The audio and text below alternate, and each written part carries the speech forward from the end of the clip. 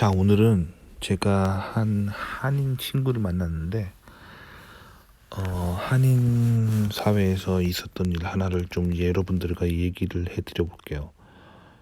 그러면은, 이게 좀 얘기해 볼 만한 주제라는 걸 알 수 있어요. 자, 제가 오늘 들은 스토리 얘기해 드릴게요. 한 아주머니가 계시는데, 아들이 미국에서 인종차별 당했다고 억울해하시는 한인 아주머니의 사연이에요. 자, 그 아주머니는 한인 아주머니 특징은 다들 아시겠지만 한인 아주머니들은 자녀 교육에 아주 열성이시죠. 그래서 아들을 명문 고등학교, 소위 말하는 학군 좋은 명문 고등학교에 보내고 싶었어요. 그렇게 하면 거기서 명문 대학교를 갈 거라고 생각한 거죠. 근데 그 지역이 와습들이 많이 사는 지역이었어요. 와습, 화이트 앵글로색슨 프로테스탄트죠. 즉 백인 앵글로색슨 계열의 개신교인들, 자, 그냥 흔히 말하는 교회 다니는 백인들 말하는 거예요. 그런 사람들이 많이 사는 지역에 명문 고등학교가 있어요. 당연히 크리스찬적인 전통을 가지고 있는, 기독교 전통을 가지고 있는 학교겠죠. 여기 보내신 거예요. 근데 이건 교칙이 있는 건 아닌데, 그 학교는 그냥 의례적으로 항상 그 전교 1등으로 졸업하는, 공부 제일 잘하는 학생에게 졸업 축사를 맡기는 전통이 있었어요. 이게 이렇게 문서화된 룰은 아니고, 그냥 의례적으로 항상 공부 제일 잘하는 학생이 졸업 축사를 하는 그런 전통이 있었어요. 그래서 그냥 졸업하는 학생 중에 공부 제일 잘하는 학생이 졸업식에서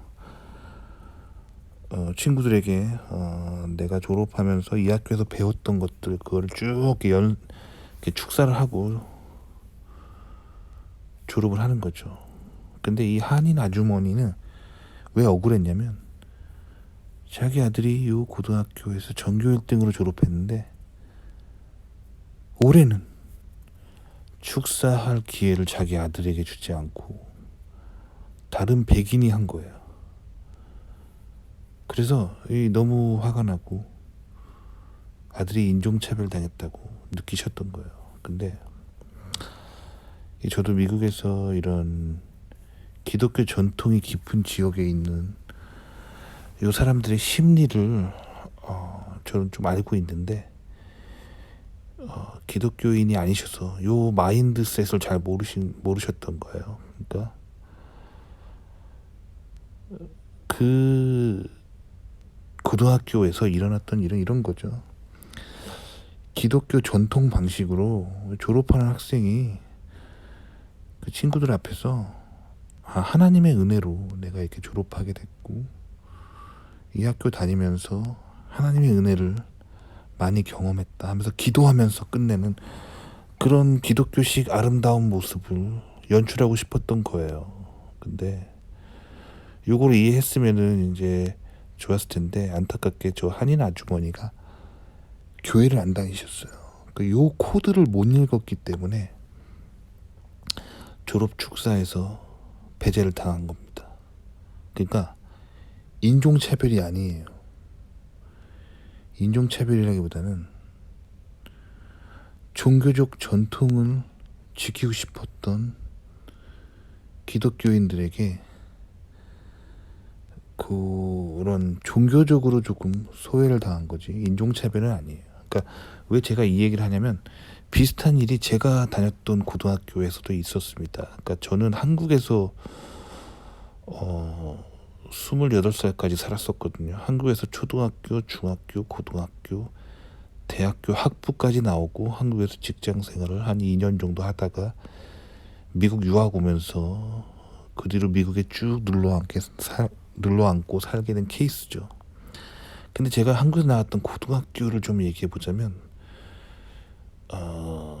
크리스천 미션 스쿨이었어요. 그러니까 그 교회에서 교회 재단에서 세운 고등학교를 나왔습니다. 그래서 기독교 전통이 있었어요. 그래서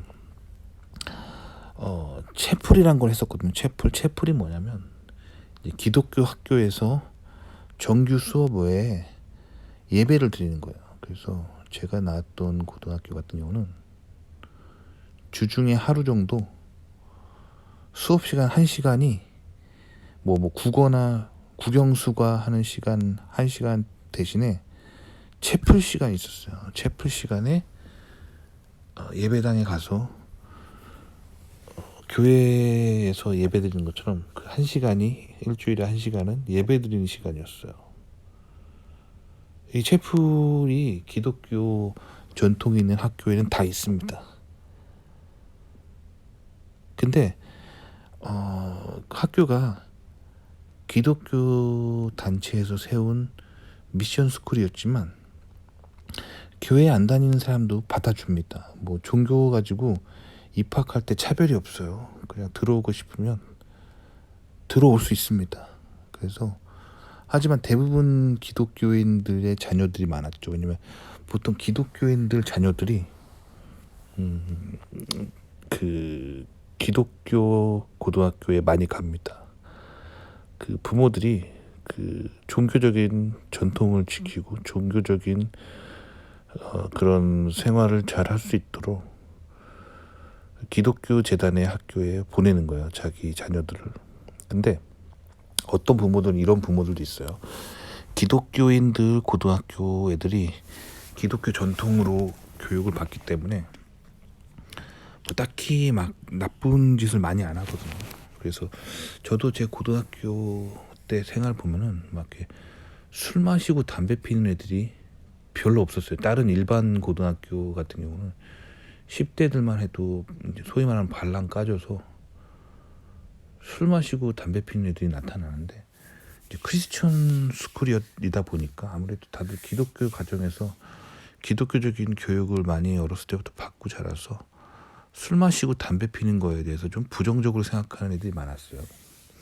그래서 그런 문제가 좀 안 일어났죠.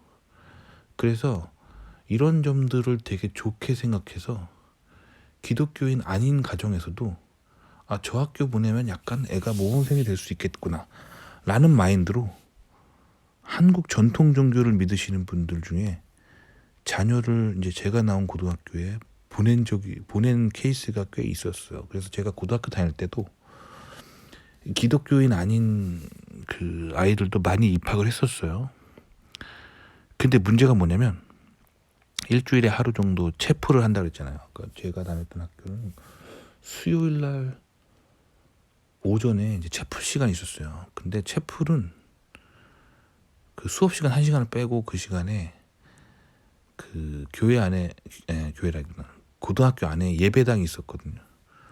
거기서 이제 모여서 같이 뭐 교회에 온 것처럼 예배를 드리는 거예요. 목사님이 교목이죠, 교목. 학교 목사님이 와서 설교하고 예배 드리고 찬송 부르고 기도하고 이런 시간이 있었는데 이 기독교 안 믿는 사람들이잖아. 다른 타 전통 종교를 믿는 사람들을 학교에서 이렇게 그 체프를 참여하게 시켰죠. 왜냐면 그 기독교 학교니까요.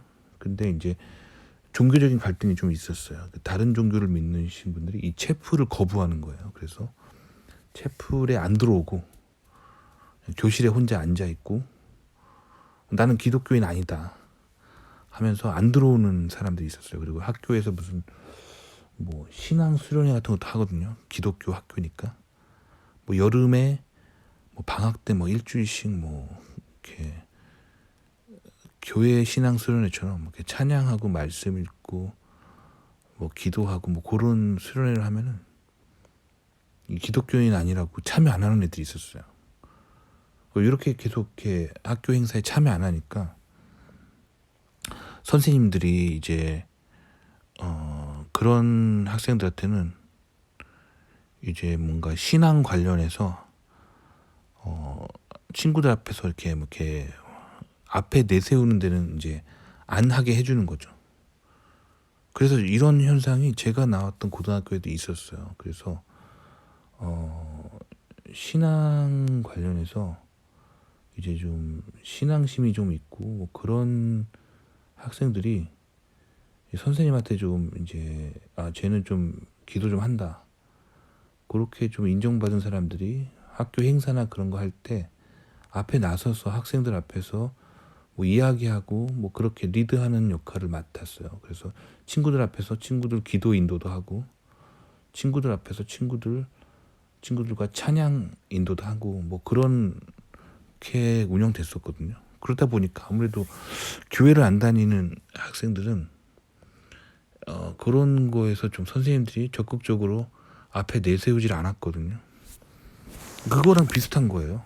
그럼 제가 겪었던 그 일이 한국에서 뭐 다 같은 한국인인데 인종차별은 아닌 거잖아요. 그러니까 인종차별이 아니에요. 인종차별이 아니라 기독교인들이 다수인 지역에서 당연히 문화가 기독교 중심적으로 돌아갈 수밖에 없어요. 거기서 혼자 기독교인이 아니니까 문화적으로 조금 소외당하는 현상인데, 그거를 인종차별이라고 오해하는 현상이에요.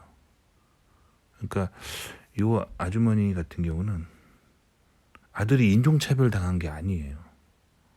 인종차별, 그러니까 단순하게 아시아인이기 때문에 차별당하는 현상이 아니라는 거죠. 그거보다는 기독교인 밀집 지역에서 기독교인들이 기독교 문화를 적극적으로 유지하고 싶은 그 상황에서 기독교인이 아니었기 때문에 약간 소외당하는 현상이었던 거죠. 그러니까 그걸 오해하시면 안 돼요, 인종차별이라고. 근데 이제 한인들이, 특히 이제 교회 안 다니시는 분들이 미국에서 이것을 인종차별이라고 오해하는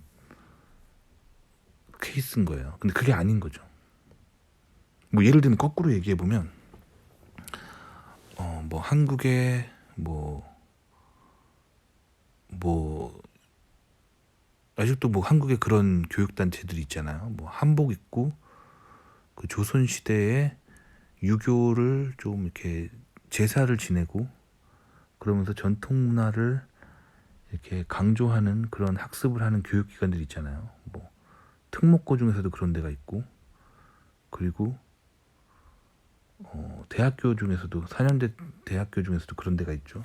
자, 이런 데에 만약에 미국의 개신교인 백인이 입학을 했다고 쳐봐요. 그럼 학교 입장에서는 뭔가 한복을 입히고 갓을 쓰게 하고 그 연간 뭐 그 유교의 그 유교를 기념하기 위한 연간 행사를 하고 제사를 할 건데, 거기에 유교를 모르는 그런 사람을 그 제사에 리드하는 그런 역할을 맡길 수는 없는 거잖아요. 그래서 이 뭐 예를 들면 이 백인이 그럼 한국에서 인종차별을 당한 거냐? 아니죠. 그거보다는 문화적으로, 종교적으로 유교를 잘 모르기 때문에 유교를 리드하는 역할을 수행할 수 없는 현상인 거잖아요.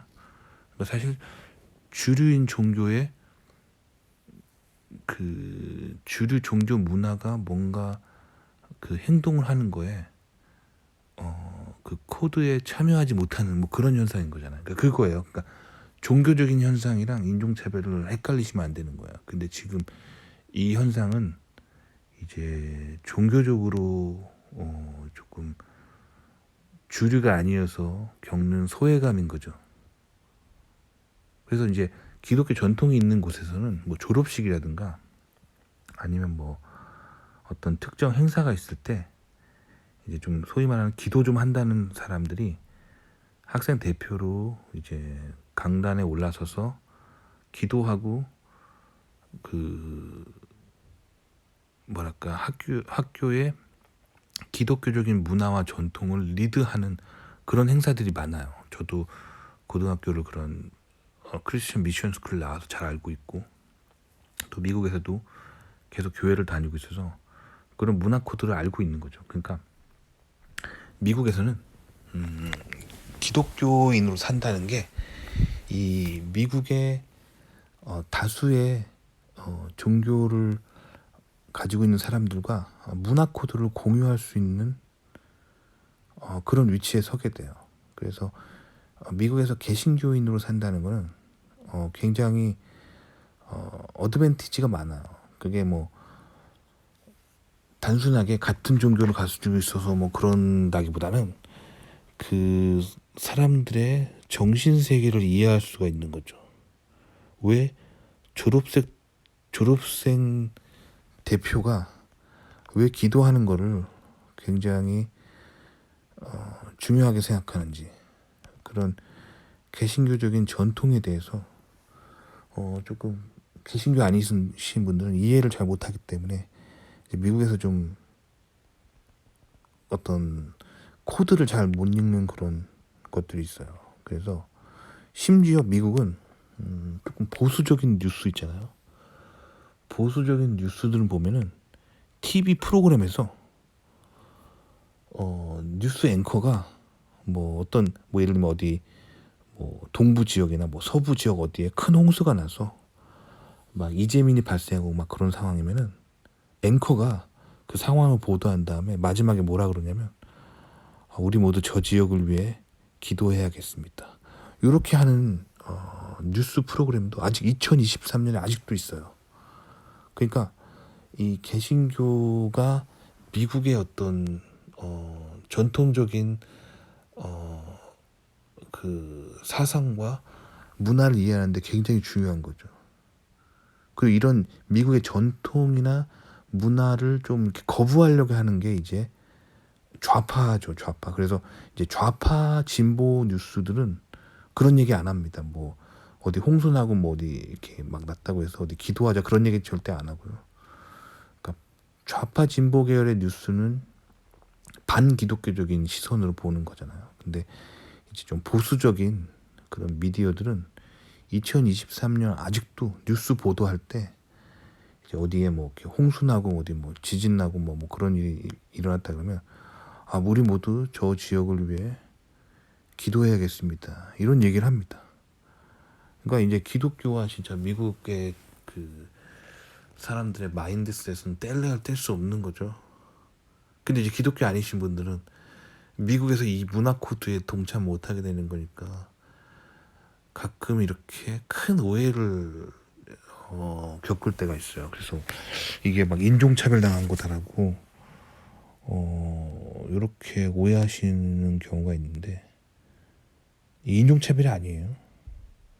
인종차별이 아니라 그 기독교 문화 코드에 그 합승하지 못한 그 일종의 약간 느끼는 소외감 뭐 그런 거죠.